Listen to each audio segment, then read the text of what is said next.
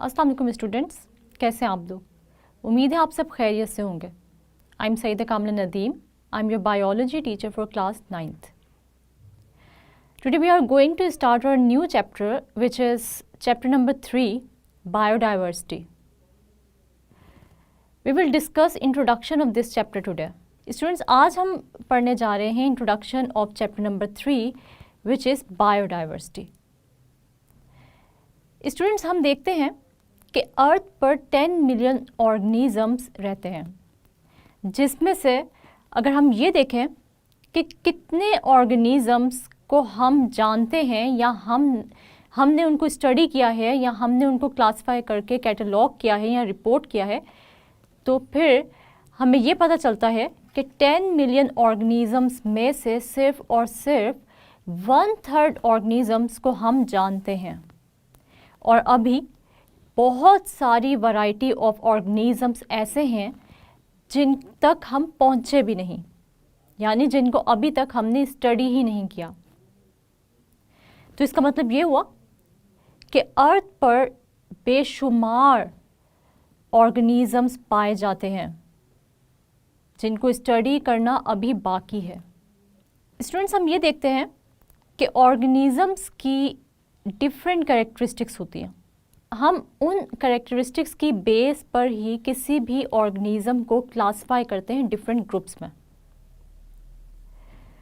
जैसे कि अगर हम ऑर्गेनिज़म्स की बात करें कि उनके कितने ग्रुप्स हैं मेजर, तो हम देखते हैं कि ऑर्गेनिज़म्स को हम 5 मेजर ग्रुप्स में डिवाइड कर सकते हैं उनकी कैरेक्टरिस्टिक्स की बेस पर। जैसे कि prokaryotes, protist, fungi, plants and animals. ये 5 ग्रुप्स हैं जो कि अपनी अपनी कैरेक्टरिस्टिक्स रखते हैं। अगर हम लोग प्रोकैरियोट्स की बात करें तो प्रोकैरियोट्स ऐसे ऑर्गेनिज़म्स हैं जो कि प्रोकैरियोटिक सेल से बने हैं। और प्रोकैरियोटिक सेल्स क्या होते हैं? प्रोकैरियोटिक सेल्स ऐसे सेल्स होते हैं जिनमें वेल डिफाइंड न्यूक्लियस प्रेजेंट नहीं होता और ना ही उनके ऑर्गेनेल्स मेम्ब्रेन बाउंडेड होते हैं। अगर हम ये देखें कि इनका जेनेटिक मटेरियल कैसा होता है, तो इनका जेनेटिक मटेरियल न्यूक्लियस में नहीं प्रेजेंट होता, बल्कि प्रेजेंट होता है साइटोप्लाज्म में। क्योंकि प्रोकैरियोटिक सेल कोई भी वेल डिफाइंड न्यूक्लियस नहीं रखता। प्रोकैरियोट्स में बैक्टीरिया और साइनोबैक्टीरिया आ जाते हैं। इसके अलावा अगर हम बैक्टीरिया की बात करें तो अक्सर बैक्टीरिया हमारे लिए बहुत बेनिफिशियल होते हैं, यानी हमें फ़ायदा पहुंचाते हैं, और अक्सर ऐसे बैक्टीरिया भी होते हैं जो कि हम में डिजीज़ कॉज करते हैं। अगर हम दूसरे ग्रुप की बात करें तो वो है प्रोटिस्ट। प्रोटिस्ट ऐसा ग्रुप है जिसके अंदर यूनिसेलुलर ऑर्गेनिजम्स आ जाते हैं या सिंपल मल्टी सेलुलर ऑर्गेनिजम्स आते हैं जो कि इतने कॉम्प्लेक्स नहीं होते हैं। प्रोटिस्ट में अगर हम देखें तो प्रोटोजोन्स आते हैं, जैसे एमीबा है, पैरामीशियम है या यूग्लिना है। ये सब के सब प्रोटिस्ट में प्रेजेंट होते हैं। इसी तरह एल्गी भी प्रोटिस्ट है। एल्गी के बारे में तो आप लोगों ने सुना ही होगा। अक्सर आप लोगों ने देखा होगा कि जहाँ ज़्यादा देर तक पानी खड़ा रहता है वहाँ पर पानी पर एक ग्रीन लेयर आ जाती है जिसको हम ग्रीन एल्गी कहते हैं, और वो बहुत ही स्लिपरी होती है। अगर हम एल्गी की बात करें तो एल्गी एक फोटोसिंथेटिक ऑर्गेनिज़म है और ये अपना फूड खुद प्रिपेयर करता है with the process of photosynthesis. Protist के बाद जो ग्रुप आता है वो है फंजाई का। फंजाई एक यूकैरियोटिक मल्टी सेलुलर ऑर्गेनिज़म है। अब यूकैरियोटिक ऑर्गेनिज़म कौन से ऑर्गेनिज़म्स होते हैं? ऐसे ऑर्गेनिज़म्स जो कि यूकैरियोटिक सेल से बने होते हैं। हमने प्रोकैरियोटिक और यूकैरियोटिक सेल्स के बारे में पहले भी पढ़ा है और यकीनन आप लोगों को पता भी होगा कि यूकैरियोटिक ऑर्गेनिजम्स कौन से होते हैं। तो यूकैरियोटिक ऑर्गेनिजम्स वो ऑर्गेनिजम्स होते हैं जिनके सेल्स में वेल डिफाइंड न्यूक्लियस होता है और मेम्ब्रेन बाउंडेड ऑर्गेनेल्स भी होती हैं, यानी इनका जेनेटिक मटेरियल एक वेल डिफाइंड न्यूक्लियस में बंद होता है और इनके सारे के सारे ऑर्गेनेल्स इंतहाई ऑर्गेनाइज्ड और मेम्ब्रेन बाउंडेड होते हैं। फंजाई एक हेट्रोट्रॉफ है। हेट्रोट्रॉफ कोई भी ऐसा ऑर्गेनिज्म होता है जो कि अपना फूड खुद प्रिपेयर नहीं कर सकता और अपने फूड के लिए डिपेंड करता है किसी और ऑर्गेनिज्म पे। तो फंजाई एक एब्जॉर्प्टिव हेट्रोट्रॉफ है, यानी फंजाई किसी भी ऑर्गेनिज्म पे ग्रो करता है और उसकी सरफेस पे ग्रो करके उससे फूड ऑब्टेन करता है या फूड एब्जॉर्ब करता है। अगर हम फंजाई की एग्जाम्पल देखें तो उसकी एक बहुत ही कॉमन सी एग्जाम्पल है जो कि है राइजोपस। अक्सर आप लोगों ने राइजोपस को तो देखा ही होगा। अगर हम ब्रेड फ्रिज में नहीं रखते और गर्मियों में हम बाहर ही छोड़ देते हैं तो कुछ दिन बाद उस ब्रेड पर यानी डबल रोटी के पीस पर ग्रीन या ब्राउन या ग्रे या वाइट कलर की कुछ स्पोर्स आपको नज़र आते हैं या कुछ नेटवर्क टाइप का नज़र आता है जिसको हम कहते हैं फंगस। और ये कौन सी टाइप है फंगस की? राइजोपस। राइजोपस ब्रेड पर ग्रो करती है। इसी तरह अगर हम एडिबल फंगस की बात करें जो कि हम खा भी सकते हैं तो आपको अपने घर में मशरूम्स नज़र आएंगे जो कि अक्सर हम सूप में भी इस्तेमाल करते हैं। तो कुछ फंगस ऐसी होती है जो कि इन्फेक्शन कॉजिंग होती है और कुछ फंगस हमारे फ़ायदे के लिए भी होती है जो कि हम फूड के तौर पे ले सकते हैं। इसके अलावा अगर हम अगले ग्रुप की बात करें तो वो है एनिमल्स का ग्रुप, यानी एनिमेलिया। एनिमल्स का तो आप लोगों को अच्छे तरीके से पता ही होगा क्योंकि ह्यूमन बीइंग्स भी बायोलॉजिकली एनिमल्स हैं। अगर हम एनिमल्स की बात करें तो वो यूकैरियोटिक होते हैं और साथ साथ वो मल्टीसेलुलर होते हैं, यानी एनिमल्स ऐसे ऑर्गेनिजम्स होते हैं जो कि बहुत सारे सेल से मिलकर बनते हैं। और यूकैरियोटिक का मतलब क्या है? जैसे मैंने अभी बताया कि ऐसे ऑर्गेनिजम्स जिनमें यूकैरियोटिक सेल्स होते हैं, यानी ऐसे सेल्स जिनका अपना वेल डिफाइंड न्यूक्लियस भी होता है और मेम्ब्रेन बाउंडेड ऑर्गेन्स भी होती हैं। एनिमल्स की एग्जाम्पल्स आप लोगों को बहुत सारी नज़र आएंगी। अगर आप अपने इर्द गिर्द देखें या जैसे मैंने बताया कि ह्यूमन बीइंग्स खुद भी बायोलॉजिकली एनिमल्स हैं।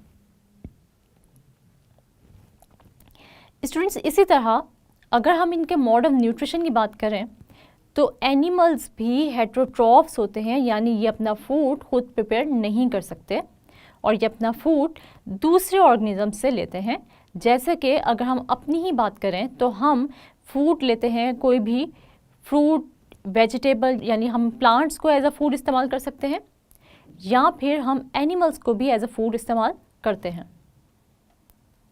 इसके बाद फिफ्थ जो ग्रुप आ जाता है वो है प्लांट्स का, यानी प्लांटी। स्टूडेंट्स, इसके अंदर जो ऑर्गेनिजम्स आ जाते हैं वो हैं सारे के सारे पौधे। और अगर हम प्लांट्स की बात करें तो ये यूकैरियोट्स होते हैं, मल्टीसेलुलर होते हैं और ऑटोट्रॉफ्स होते हैं। यूकैरियोट्स मतलब इनके सेल्स में भी वेल डिफाइंड न्यूक्लियस होता है और मेम्ब्रेन बाउंडेड ऑर्गेनल्स होती हैं। मल्टीसेलुलर का मतलब क्या है कि प्लांट्स भी बहुत सारे सेल से मिलकर बने होते हैं। और अगर हम ऑटोट्रॉफ्स की बात करें तो ऑटोट्रॉफ्स का क्या मतलब है? प्लांट्स ऐसे ऑर्गेनिजम्स होते हैं जो कि अपना फूड खुद प्रिपेयर कर सकते हैं, यानी फोटोसिंथेसिस के थ्रू। क्योंकि प्लांट्स में एक ग्रीन पिगमेंट होता है जिसको हम कहते हैं क्लोरोफिल, और सनलाइट को एब्जॉर्ब करके कार्बन डाइऑक्साइड और वाटर को कंबाइन करता है और बनाता है ग्लूकोज। ग्लूकोज फूड होता है जो कि यूज़ होता है बाय द प्लांट्स, और ये बनता है प्लांट्स के लीव्स में। तो हम ये कह सकते हैं कि प्लांट के लीव्स प्लांट का किचन होते हैं, जिसके अंदर ग्लूकोज प्रिपेयर होते हैं by the process of photosynthesis. Students, अगर हम ये देखें कि हम चैप्टर नंबर 3 में आगे क्या पढ़ने जा रहे हैं, तो हम पढ़ेंगे कि किस बेस पर हम ऑर्गेनिजम्स को डिफरेंट ग्रुप्स या सब ग्रुप्स में क्लासिफाई करते हैं। कौन से साइंटिस्ट हैं जिन्होंने क्लासिफिकेशन में मेन रोल प्ले किया। हम ऑर्गेनिजम्स को किस तरह नाम देते हैं, किस बेस पर उनकी नेमिंग करते हैं, और इसके अलावा हम ये भी पढ़ेंगे कि बायोडाइवर्सिटी क्या होती है और हम बायोडाइवर्सिटी को किस तरह कंजर्व कर सकते हैं। कौन से ऐसे फैक्टर्स हैं जो बायोडाइवर्सिटी पर असरअंदाज हो रहे हैं, और सबसे बड़ी बात ये कि ह्यूमन बीइंग्स बायोडाइवर्सिटी को किस तरह मुतासिर कर रहे हैं। इससे पहले कि हम अपने चैप्टर की तरफ जाएं, तो पहले हमारे लिए ज़रूरी है कि हमें पता हो कि बायोडाइवर्सिटी क्या होती है। या मैं कह सकती हूँ कि बायोडाइवर्सिटी 2 लफ्ज़ों से बनी है, जैसे कि बायो और डाइवर्सिटी। डाइवर्सिटी क्या होती है? डाइवर्सिटी को हम कैसे डिफाइन कर सकते हैं? Diversity is the variety with in species and among species. इसका क्या मतलब है कि डाइवर्सिटी का मतलब क्या हुआ कि कितनी वैरायटी पाई जाती है किसी भी एक स्पीशीज़ में, और अगर हम 2 डिफरेंट स्पीशीज़ की बात करें तो कितनी वैरायटी 2 डिफरेंट स्पीशीज़ में पाई जाती है। जैसे कि अगर मैं इसकी एग्जांपल लूँ तो हमारे पास एक कैट्स की स्पीशीज़ आ जाती है, और हम ये देखते हैं कि कैट्स की स्पीशीज़ में कितनी वैरायटी ऑफ कैट्स पाई जाती हैं। अगर हम सिर्फ कैट की स्पीशीज़ की बात करें तो बहुत सारी डिफरेंट टाइप्स ऑफ कैट्स आप लोगों को मिलेंगी, यानी बहुत सारी वैरायटी ऑफ कैट्स आप लोगों को मिलेंगी, जिसे हम ये कहेंगे कि ये कैट्स की स्पीशीज़ में वैरायटी है, यानी डाइवर्सिटी है। और अगर मैं एक स्पीशीज़ लूँ कैट्स की और एक स्पीशीज़ लूँ डॉग की, और हम ये देखना चाहें कि कैट्स और डॉग्स में कितनी वैरायटी पाई जाती है, तो ये 2 डिफरेंट स्पीशीज़ हैं। तो मैं ये कहूँगी कि ये अमंग द स्पीशीज़ डाइवर्सिटी हम चेक कर रहे हैं। तो मैं ये कहूँगी कि कैट और डॉग की स्पीशीज़ में हमने वैरायटी देखी, या ये देखा कि कितने टाइप्स ऑफ कैट्स और कितने टाइप्स ऑफ डॉग्स पाए जाते हैं अर्थ पे। तो मैं ये कहूँगी कि कितनी वैरायटी या कितनी डाइवर्सिटी है स्पीशीज़ ऑफ कैट्स में और स्पीशीज़ ऑफ डॉग में, यानी अमंग द स्पीशीज़। मेरा ख्याल से आप लोगों को ये बात समझ आ गई होगी कि diversity with in the species variety क्या होती है, यानी कितने types with in the species organisms के प्रेजेंट है, और अमंग द स्पीशीज़ यानी 2 डिफरेंट स्पीशीज़ में कितनी वैरायटी पाई जाती है, उसको हम कहते हैं डाइवर्सिटी। अगर हम ये देखें कि बायोडाइवर्सिटी क्या होती है, biodiversity is the measure of variety of organisms present in different ecosystem, यानी डिफरेंट इकोसिस्टम्स में कितने वैरायटी ऑफ ऑर्गेनिजम्स प्रेजेंट हैं, तो उससे हम कहेंगे बायोडाइवर्सिटी। मतलब इसके अंदर हम कोई एक स्पीशीज़ स्टडी नहीं कर रहे, बल्कि हम ये देख रहे हैं कि कितने डिफरेंट टाइप्स ऑफ ऑर्गेनिजम्स, यानी चाहे वो प्लांट्स हैं, एनिमल्स हैं, माइक्रो ऑर्गेनिजम्स हैं, उनकी कितनी टाइप्स प्रेजेंट हैं अर्थ पे। तो इसे हम कहते हैं बायोडाइवर्सिटी। बायोडाइवर्सिटी आखिर कैसे होती है? अगर हम ये देखें कि बायोडाइवर्सिटी क्यों होती है, यानी आहिस्ता आहिस्ता ऑर्गेनिजम्स में किस तरह चेंज आते हैं या वैरायटी ऑफ ऑर्गेनिजम्स कैसे प्रोड्यूस होते हैं, तो ये प्रोड्यूस होते हैं by the process of evolution. यानी इसका मतलब ये हुआ कि वक्त के साथ साथ अगर हम लोग बिल्कुल लाइफ के स्टार्ट में चले जाएं, तो हम ये कहते हैं कि origin of life micro organism या बैक्टीरिया से हुआ। 600 मिलियन ईयर्स अगो लाइफ सिंपल ऑर्गेनिज्म से स्टार्ट हुई, और आहिस्ता आहिस्ता जैसे जैसे वक्त गुजरता गया वैसे वैसे बैक्टीरिया या माइक्रो ऑर्गेनिज्म जहाँ से लाइफ स्टार्ट हुई उसके अंदर चेंजेस आती गई, यानी एवोल्यूशन होती गई। और जैसे जैसे चेंजेस आती गई तो डिफरेंट टाइप्स ऑफ ऑर्गेनिज्म अपने अंदर चेंजेस लाते गए, और आहिस्ता आहिस्ता एक सिंपल ऑर्गेनिज्म से हम कॉम्प्लेक्सिटी की तरफ आते गए। और एक सिंपल माइक्रो ऑर्गेनिज्म कन्वर्ट हो गया एक कॉम्प्लेक्स मल्टी सेलुलर ऑर्गेनिज्म में। इसका मतलब ये हुआ कि अगर हम स्टार्ट में देखें तो बायोडाइवर्सिटी यानी वैरायटी ऑफ ऑर्गेनिजम्स इतने सारे प्रेजेंट नहीं थे। जैसे जैसे वक्त गुजरता गया वैसे वैसे एवोल्यूशन के अमल से ऑर्गेनिजम्स गुजरते गए, उनमें चेंजेस आते गए और हमारे पास आज बहुत vast number of organisms present हैं और बहुत ही वैरायटी में प्रेजेंट हैं। यानी बहुत सारी टाइप्स अगर हम देखें तो ऐसी टाइप्स भी कुछ मौजूद हैं ऑर्गेनिजम्स की जिनको कि अब तक हमने एक्सप्लोर ही नहीं किया। इसका मतलब ये हुआ कि अभी भी हमें ये ज़रूरत है कि हम चीज़ों पे रिसर्च करें, उनको स्टडी करें और एक्सप्लोर करें मज़ीद वैरायटी ऑफ ऑर्गेनिजम्स की। अगर हम ये देखें कि कितने ऑर्गेनिजम्स हैं जो नियर फ्यूचर में एक्सटिंक्ट हो सकते हैं, तो तकरीबन 1 मिलियन ऑर्गेनिजम्स ऐसे हैं जो कि फ्यूचर में एक्सटिंक्ट हो सकते हैं, यानी ख़त्म हो सकती हैं उनकी स्पीशीज़। और वो क्यों? क्योंकि जैसे जैसे वक्त गुजर रहा है वैसे वैसे ह्यूमन की पॉपुलेशन बढ़ती जा रही है, जिसकी वजह से ह्यूमन बीइंग्स को बाकी ऑर्गेनिजम्स की हैबिटेट को डैमेज करना पड़ता है अपनी अर्बनाइजेशन के लिए। यानी अपने रहने के लिए उनको जगह चाहिए और जगह बनाने के लिए वो दूसरों की हैबिटेट क्या करते हैं? डैमेज कर देते हैं। इसकी एक और वजह ये भी है कि जैसे जैसे ह्यूमन बीइंग्स की पॉपुलेशन बढ़ती जा रही है वैसे वैसे हम दूसरों की हैबिटेट को पोल्यूट भी कर रहे हैं। दूसरे ऑर्गेनिजम्स, यानी अगर मैं एक एग्जांपल लूँ एक ओशन की या सी की, तो हम सारा का सारा केमिकल वेस्ट या केमिकल जो इंडस्ट्रियल वेस्ट होता है वो पानी में छोड़ देते हैं, जिसकी वजह से बहुत सारी स्पीशीज़ ऑफ फिश किल हो जाती हैं। अगर मैं फॉरेस्ट की बात करूं तो हम अपनी अर्बनाइजेशन के लिए या इंडस्ट्रियलाइजेशन के लिए डिफॉरेस्टेशन कर रहे हैं, यानी आहिस्ता आहिस्ता दरख्त काट रहे हैं और वहाँ पर रहने वाले एनिमल्स और प्लांट लाइफ आहिस्ता आहिस्ता ख़त्म होती जा रही है। इसका मतलब ये हुआ, अगर मैं ये कहूँ कि सबसे ज़्यादा ख़तरनाक जो ऑर्गेनिजम्स हैं वो ह्यूमन बीइंग्स हैं, जो कि दूसरे ऑर्गेनिजम्स की स्पीशीज़ को आहिस्ता आहिस्ता ख़त्म कर रहे हैं या उनकी पॉपुलेशन को आहिस्ता आहिस्ता कम करते जा रहे हैं, तो ये बात गलत नहीं होगी। तकरीबन 16 सेंचुरी से अगर हम अंदाज़ा लगाएं तो 680 वर्टिब्रेट्स स्पीशीज़ ऐसी हैं जो कि एक्सटिंक्ट हो चुकी हैं। इसका मतलब ये हुआ कि दूसरे ऑर्गेनिजम्स की पॉपुलेशंस को अगर ख़तरा है तो वो ह्यूमन बीइंग्स की एक्टिविटीज़ से है, ह्यूमन बीइंग्स की बढ़ती हुई पॉपुलेशन से है।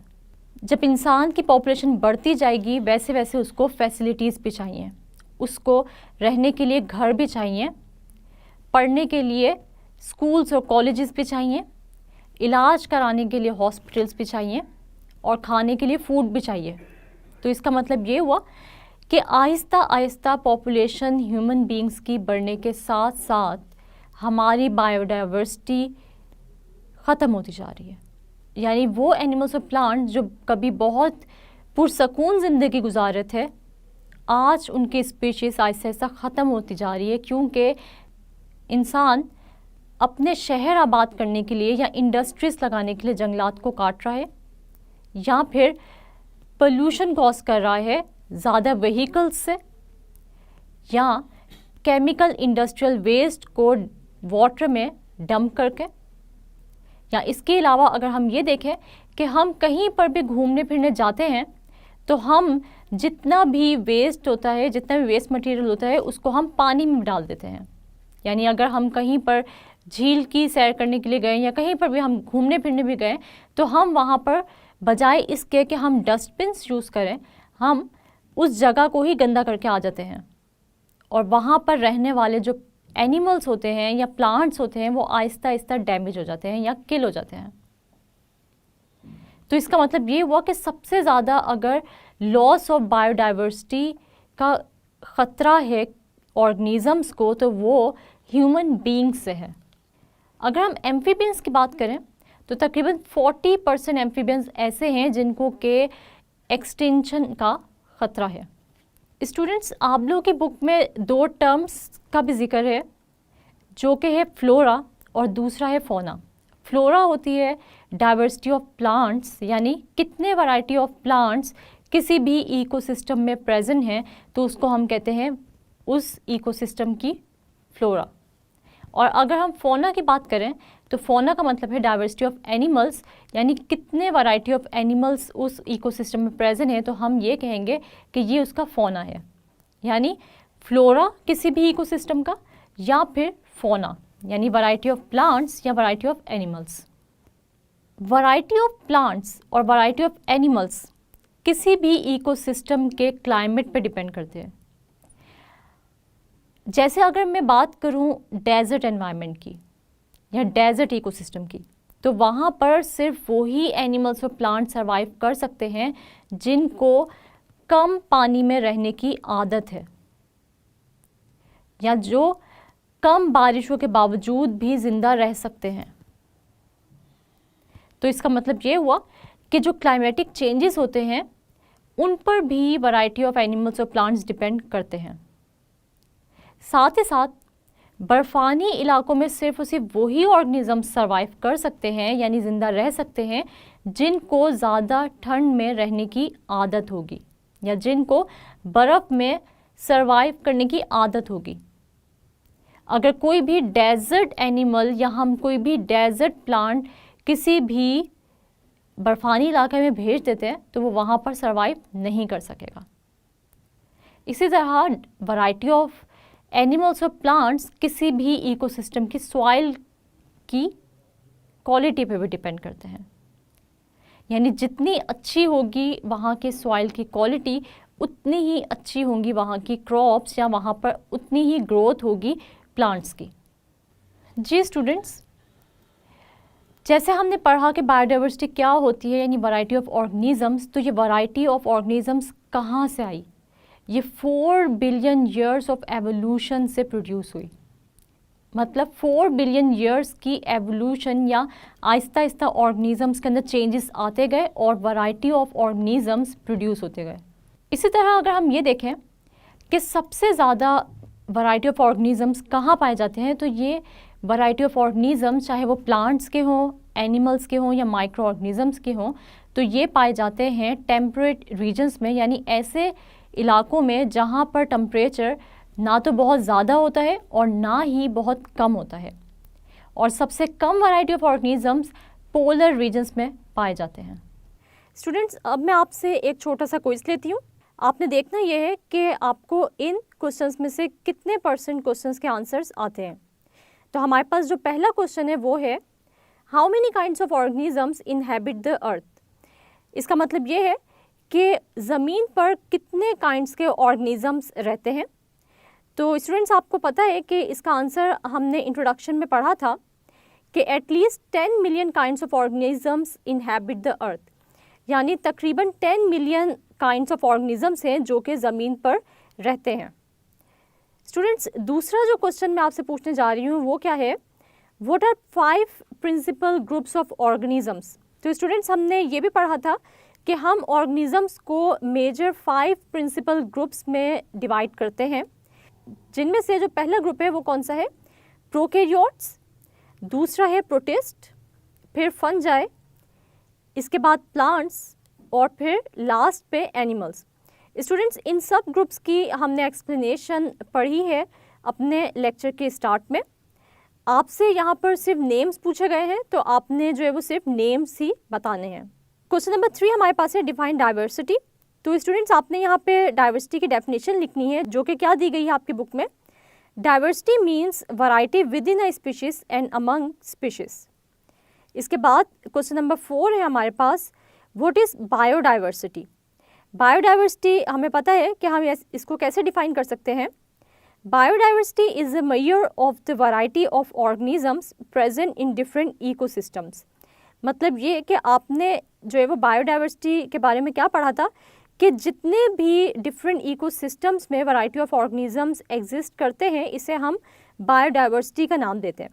स्टूडेंट्स, आपको यहाँ पर एक और क्वेश्चन भी आ सकता है, जो कि आपको इस तरह पूछा जा सकता है, differentiate between diversity and biodiversity.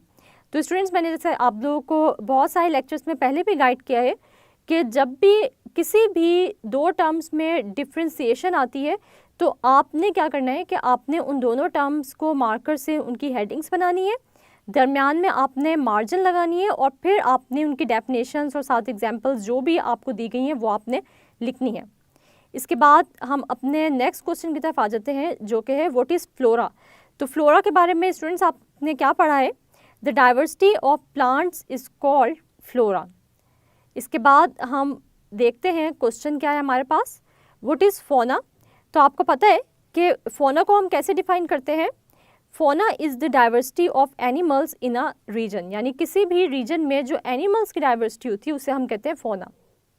इसके बाद स्टूडेंट्स हम देख लेते हैं कि हमारे पास अगला क्वेश्चन जो है वो क्या है, what do you know about origin of life, यानी आप ओरिजिन ऑफ लाइफ के बारे में क्या जानते हैं कि लाइफ कहाँ से जो है वो स्टार्ट हुई थी। तो स्टूडेंट्स, ये भी अभी हमने इसी लेक्चर में पढ़ा है जिसके अंदर मैंने आपको इंट्रोडक्शन दिया था बायोडाइवर्सिटी का। तो मैंने आपको बताया था the origin of life is not well known to science, तो limited evidence suggest that until 600 million years ago all life consisted of bacteria and similar unicellular organisms.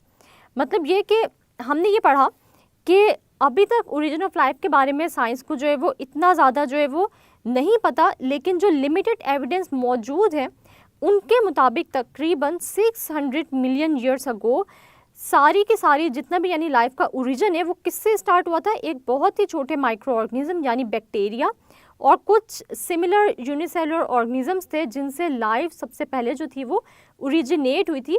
और आहिस्ता आहिस्ता ये सिंपल जो ऑर्गेनिजम्स थे यही एवोल्यूशन के थ्रू जो है वो किस में चेंज होते गए, ये वक्त के साथ साथ जो है वो चेंज होते गए कॉम्प्लेक्स ऑर्गेनिजम्स में।